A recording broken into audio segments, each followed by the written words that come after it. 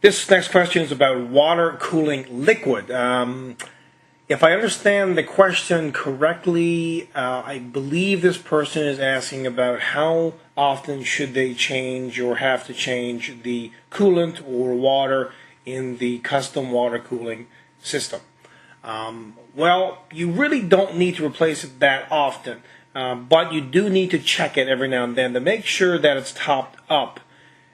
And you could, if you wanted to, replace it once a year, just to make sure, that it's mineral free and so on and so forth.